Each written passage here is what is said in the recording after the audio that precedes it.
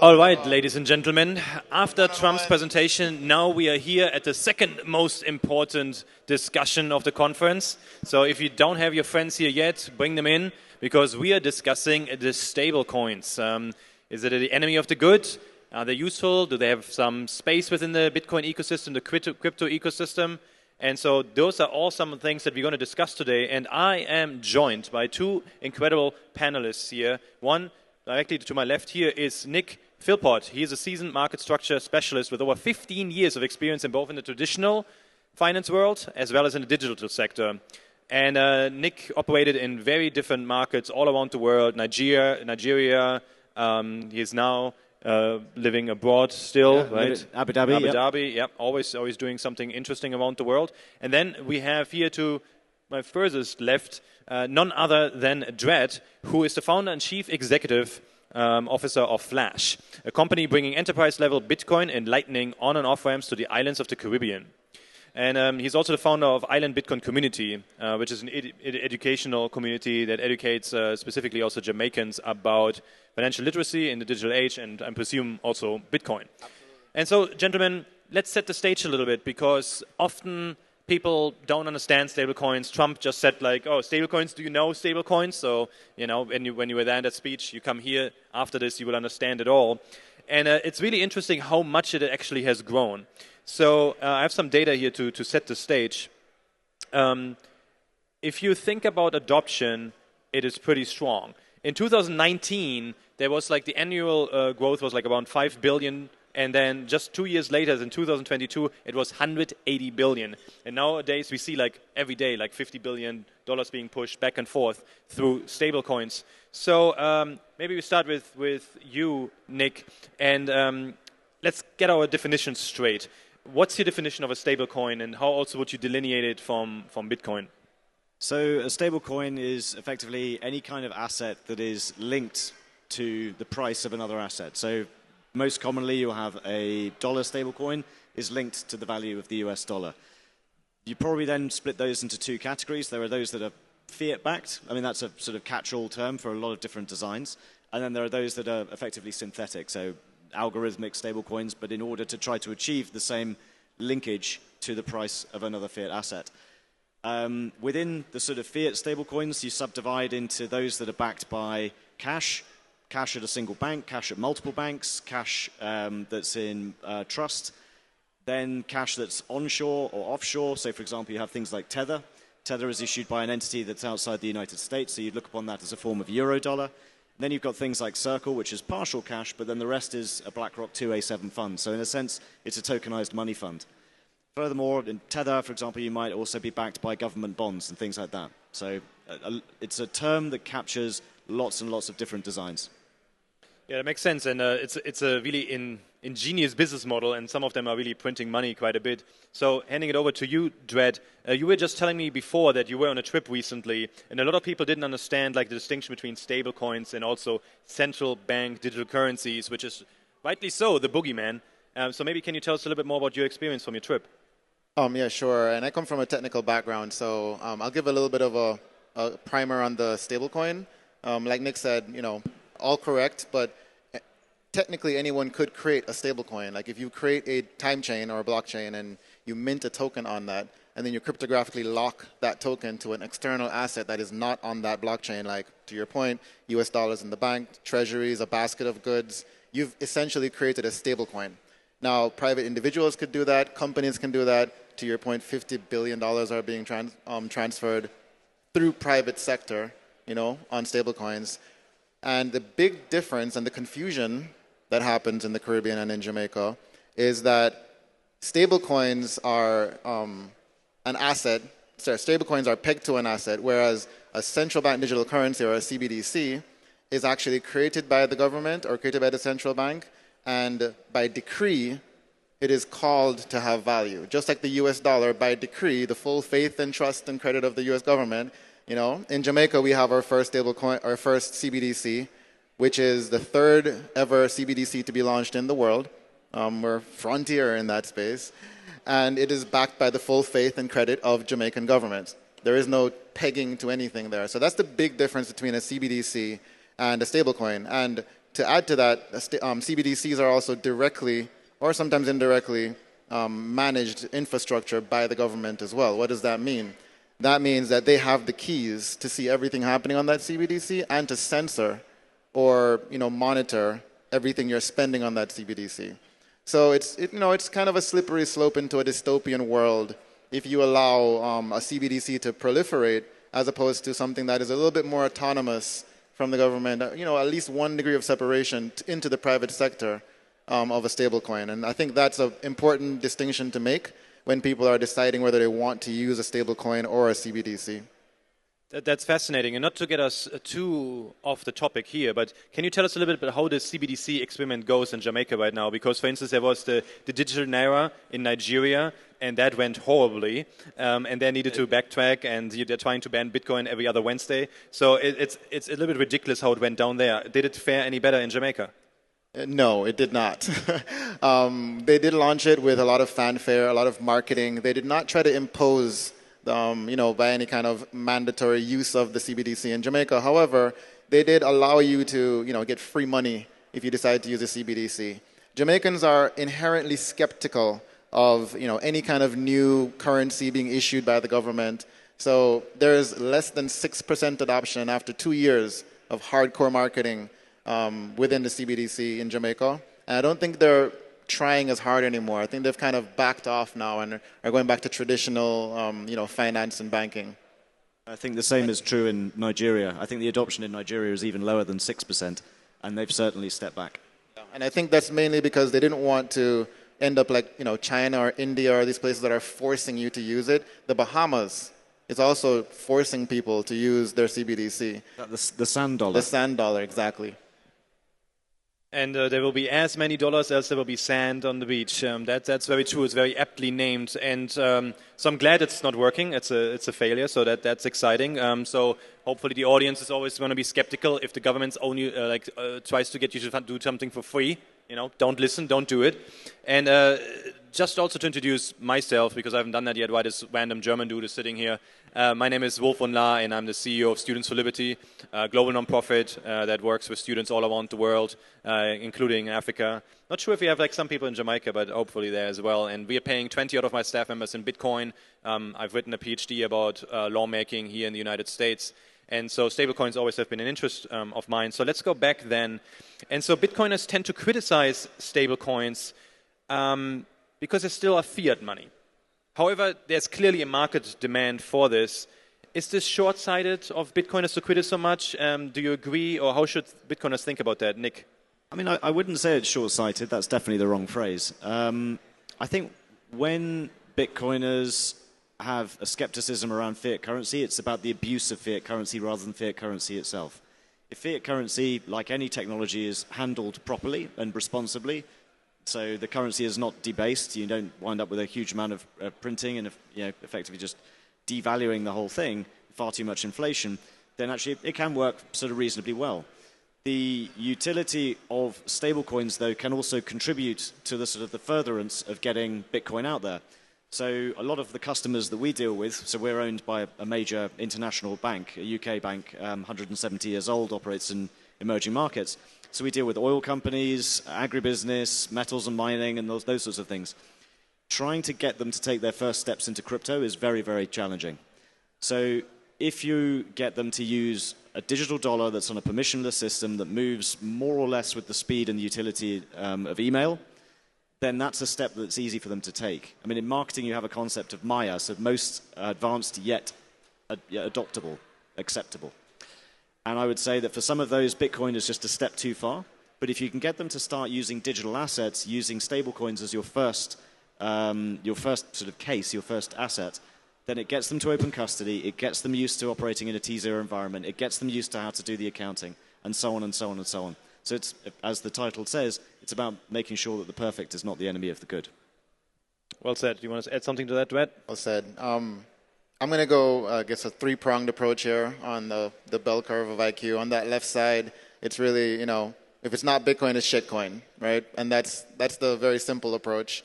All the way on the right side, the galaxy brain is over time, if we believe hyper-Bitcoinization is going to happen and Bitcoin will become as stable as a US dollar or more, then stablecoins become obsolete now, and because the Bitcoin will do exactly what stablecoins are bridging us to do now. So the middle curve really is, as you said, there is not one, multiple use cases out there for stablecoins today. My country specifically, the reason why they're trying to do a CBDC and the reason why coins like Tether are actually very popular is because people want a stable currency to use at that moment in time. Right? We're not talking about store of value here. We're talking about cross-currency transfer of value, frictionless, or as frictionless as possible, and then landing in the hands of either a person or a company that can take their time within their jurisdiction and settle within their regulations, right? Not settling in any kind of cross-border arbitrage that gets people stuck for 5-6 days.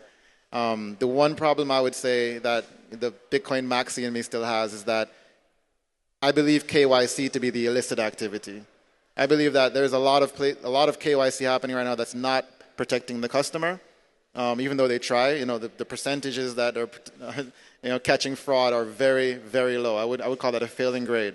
So unless we fix KYC or find a different process to do it, I feel like the KYC being implemented on stablecoins right now probably needs a revamp, especially in the EU. I think it's the MiCEN regulation. MiCA regulation. Yeah, that one, I feel like the KYC might be a little bit too intrusive, but there is a very good thing happening in that regulation in terms of the reserves that stablecoins need to have within the bank. I think it's 30% for cash, and then if it's a significant stablecoin, it's 60%, and that is much better than banks have to do today with loans that they take out. So I'm a proponent of that part of the regulation, but I do believe we can do better on KYC.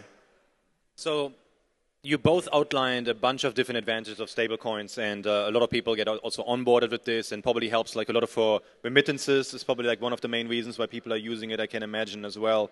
And so now, what are some of the potential regulatory challenges? Because we see a situation right now where Tether, where they have like 300 employees or something along those lines, they're making more money than Goldman Sachs because of their business model. And most people don't know that. It's like mind-blowing. They're just printing money. So that in itself probably will get like more and more attention from the regulatory bodies. What kind of regulatory challenges do you foresee for stablecoins? Or is this all figured out and stable and it will not be disrupted within the main markets that use stablecoins around the world?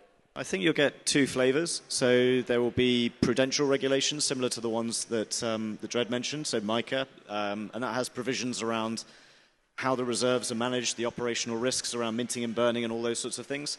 I disagree slightly on mandating the composition. So I think actually if you have a reserve that is significantly in money market funds, for example, that arguably could be more stable than having 30% that's fractionally reserved at a bank. As we saw with Circle, every now and again a bank will go bang, and as they've discovered, 3.3 billion was stuck at Silicon Valley Signature and Silvergate. The second, so those will be prudential risk management, so that's around e-money style regulations. The second one, I think, will be, as Dred said, I think where you start to see foreign currency stablecoins start to come across your borders and start to put your own currencies under pressure. I think you could start to see some countries start to do various different things, like implement a CBDC or mandate that you have to use the domestic currency as a means of payment or something like that to try to protect their currency. But I'm personally inclined to agree with Michael Saylor's assessment that I think gradually we're going to see a decrease in the number of global currencies. I think some of these smaller ones like the Kina, the Loti, the Tengi, the Paanga, they're all going to start to dwindle away. And be replaced by stablecoins? I think so, yeah. And I don't necessarily think it would be a dollar stablecoins all the time. So an Australian dollar stablecoin could come and dominate, the Southeast Asia, for example. A South African stablecoin could come to dominate Southern Africa, and so on and so forth. But certainly the US dollars are way, way, way ahead. Absolutely dominant. Makes a lot of sense. Do you see this similarly, or do you see any kind of other regulatory challenges that could really undermine the use cases for stablecoins around the world? I see it similarly on the face of it, but then there is a dark horse in the race, which is the technology that's being built upon Bitcoin and Layer 2 today. I think that there are different technologies that could potentially rival or compete with the stablecoin. We're talking about like stable channels. I think they had a presentation here and won a hackathon yesterday. We're talking about Taproot assets that could create a virtual stablecoin upon the Layer 2 network. I think these things have a little bit of regulatory gray area right now in terms of how they would treat it. But if we find market fit and they can compete directly against the stablecoin, they might have a chance because it might be a little bit less in terms of an external pegged dollar or U.S. Treasuries. Because to your point, if you have to hold 60% of your assets in cash in a bank and you hold it in the wrong bank, you're depegging. So I think there might be a dark horse in the race, but apart from that dark horse, I kind of agree. Yeah. And also remember, a lot of these issuers, even in the European Union, still struggle to get access to basic banking. So more often than not, you do wind up in a bank that you probably prefer not to have your reserves in. So, Dred, you already alluded a little bit to this, but do you think that Bitcoin will ever be able to compete with what stable coins have to offer? And if yes, how would that look like? What are some of the requirements for that to happen? No. Please elaborate. I think we're talking apples and oranges, or shark and lion, or if Antonopoulos is talking about it. I think they're two different use cases. Bitcoin is not trying to solve the bridge solution that stablecoins is solving today. Bitcoin is also not trying to have the same type of regulatory clarity within the traditional finance system that stablecoins already have today. I think that Bitcoin is also much more better of a store of value on its face than stablecoins will ever be, because they're only going to become more volatile versus less. They're going in the opposite directions, in my opinion. So it's like two ships crossing in the night. And if you're a developing nation citizen as myself, you're using one ship until the other one's stable enough to cross over to. That's a very smart approach. And how do you think, because stablecoins are still relatively new, but the traditional banking system has to deal with it. So what kind of impact do you see on the traditional banking system from stablecoins? What are you seeing is already happening right now? How are they incorporating that? What do you anticipate happening in the future?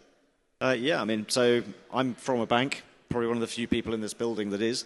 It's going to massively disrupt correspondent banking, which is the current means of moving value across border. I think domestically, I can't see stablecoins being used too much. I mean, people are generally quite happy with how domestic payments work. You can tap, you can go, it all works pretty smoothly. So this is very much for cross-border payments. That is going to disrupt the correspondent banking system. I think where banks do have the opportunity is to act as reserve managers, to act as brokers to the reserves, so to sell them the treasuries, to custody the treasuries that bank them. If they're going to do the minting and burning, so that issuance and redemption, then there's payments opportunities there. And also they can start to use them to try to modernize some of the businesses that they're already in, so trade finance, for example. So a lot of what we're discussing here is trying to bring financial services from the 20th century into the 21st. When you're looking at global trade, you're kind of trying to bring it from the 18th century into the 21st. Some of the stuff those guys do is absolutely archaic. So, for example, if you can use a stable coin to buy a cargo of oil, as one of our customers does, and if you can tokenize the bill of lading, which is a document that represents the oil on the ship, then now you have the document representing the cargo, and you have the means of payment on the same rails at the same time. So you can start to eradicate the settlement risk, you can put it in escrow at the same time, so it's going to modernize a lot of those sort of flows and remove a lot of the frictions and the costs. Very interesting. Dred, would you like to chime in on that?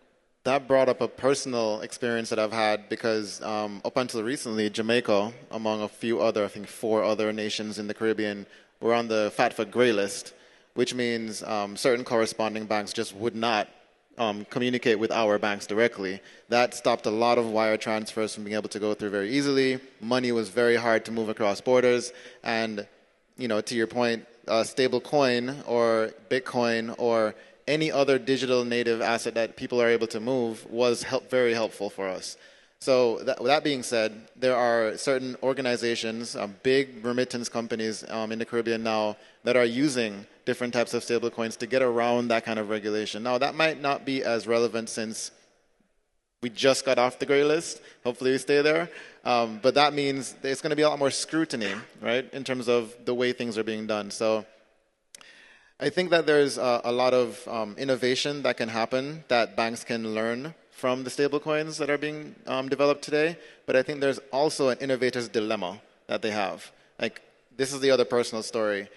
In Jamaica, right now, if you try to go to a bank as a business and say, I want to run a fintech app, let me hit your APIs and we can do something. There are no APIs. They don't exist. It's not because we don't have the talent. It's not because we don't have coders that can create these APIs. It's because it's not in the bank's best interest to create these APIs.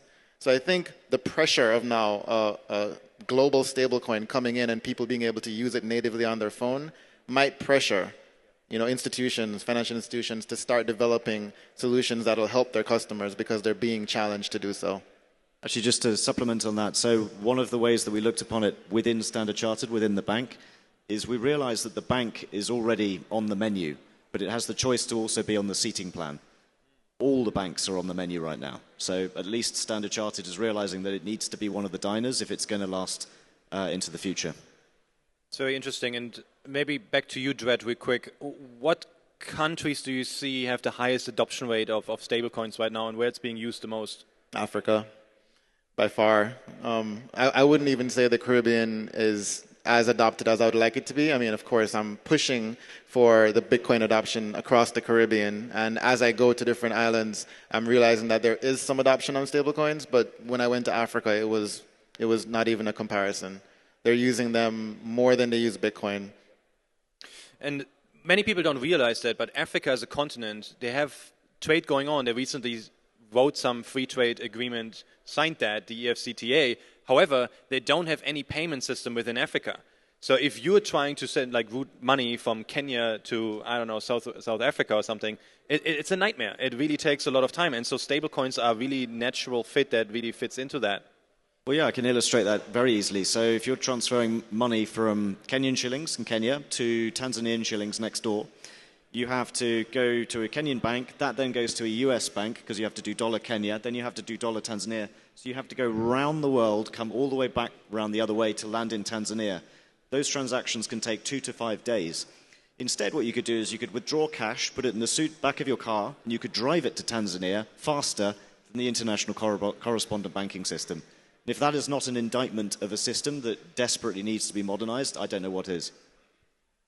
And then I'll even mention that, Africa does have mobile money. It has M-Pesa. So you'd think that if, Kenya and Ghana or Kenya and Nigeria are using mobile money together, you'd be able to move that money very quickly from one phone number to the other. That is not the case. You still have to go through everything Nick just said because that M-Pesa in Kenya is not the same as the M-Pesa in Ghana or Nigeria. Yeah, so the continent has to do a lot of work for really this free trade agreement to work on. And I'm excited because actually 2/3 of all of the free market organization, think tanks, grassroots organization are either manned by our people or started by our folks.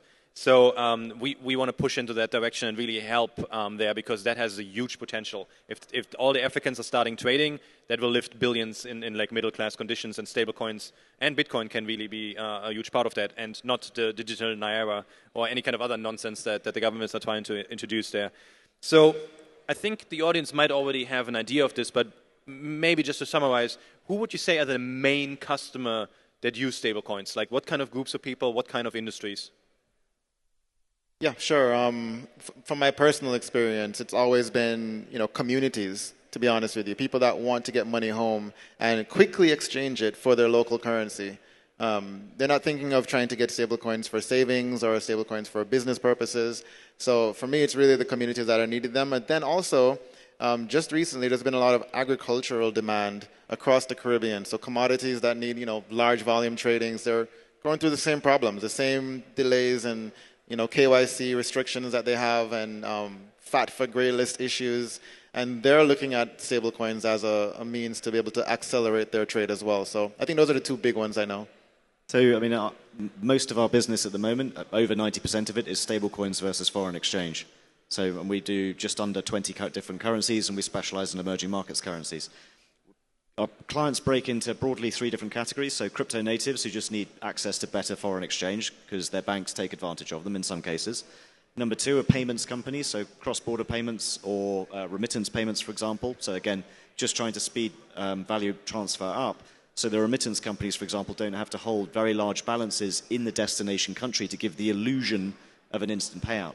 And then the third group are the major commodity trading companies. So oil and gas is probably the leader. We're starting to get some interest from agribusiness and shipping, but it's basically industries that have to move value between very, very challenging corridors. Everyone has oil, everyone needs ships, everyone consumes grain of some kind. So they all have to grapple with those very, very difficult payments corridors, and stablecoins provide a very attractive alternative. Now, the flip side of that is, and since you're already talking and you're working for a bank, banks are not known, and I don't think I will offend you, they're not very known for their innovative edge typically, and they're pretty slow to adopt. Agreed. So who is sleeping in terms of stablecoins industry-wise? What would you say there? All of the major banks. All of the major banks, besides yours? Yes. Yes, actually, yeah, I'm quite happy to say that. It's actually the smaller banks who are at the tail end of the correspondent banking system who are, in a sense, a victim of sort of that collapse of it that Dred mentioned, that are probably looking at a lot more innovative needs of banks in Australia, Brazil, places like that, where they're grappling with those correspondent banking difficulties. But the big ones, I mean, they're all trying to create their own closed systems. So, things like you can move funds from your bank account to the bank account of someone else, provided you all use the same bank.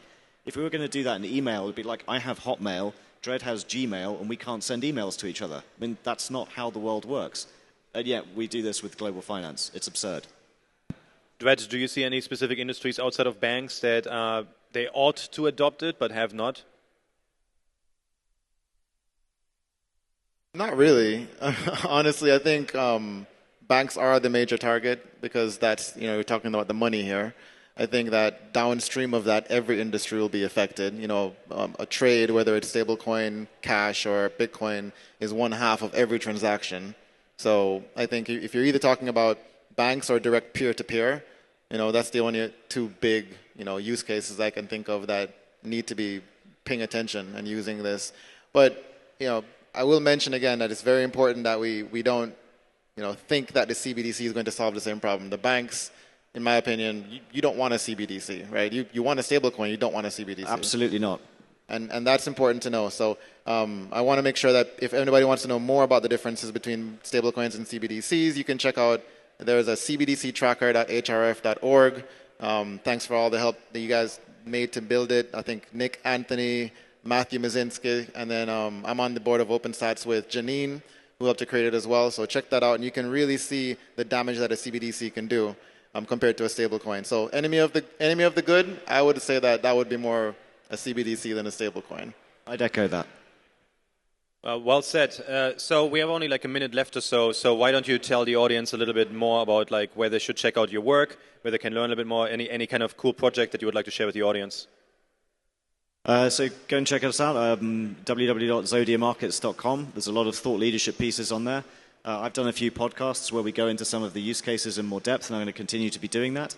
And then in August, we're going to do the first stablecoin versus stablecoin foreign exchange trade. So USDC probably against a Singaporean stablecoin. But what we're going to do is we're going to price it using fiat dollar, Singapore dollar liquidity. Because if you're trying to sell stablecoin FX to someone, they go, well, there's no liquidity. So our response is going to be, we're going to take it from the fiat market, which is almost limitless in many of those large currencies, and port it across. We'll publish this. You'll hopefully see this in August, and then we're just going to keep doing it and keep publishing. Dred? Very nice. First, you can check out OpenSats. We're a 501c3, 100% pass-through nonprofit that donates to open source developers for Bitcoin Core, Lightning, Nostr, and education as well. And I'm leading the education initiative for that. So check out our website at opensats.org. Also, if you are in the Caribbean, anywhere in the Caribbean, come check out Flash. It's www.getflash.io. We're bringing Bitcoin to the Caribbean in every way, whether it's financial services, buy and sell, remittance, any way Bitcoin can be used, we're trying to grow into that space because as of right now, it's a black hole in terms of being able to have access to Bitcoin using a Jamaican bank account or a Jamaican credit or debit card, and we're going to solve that problem for them. Great stuff from the both of you, and if you want to help hyper-Bitcoinization in 107 countries where we have students and want to donate to a 501c3, check out studentsforliberty.org or catch me here. Please give a very great applause to these two gentlemen here for their great remarks. Thank you so much.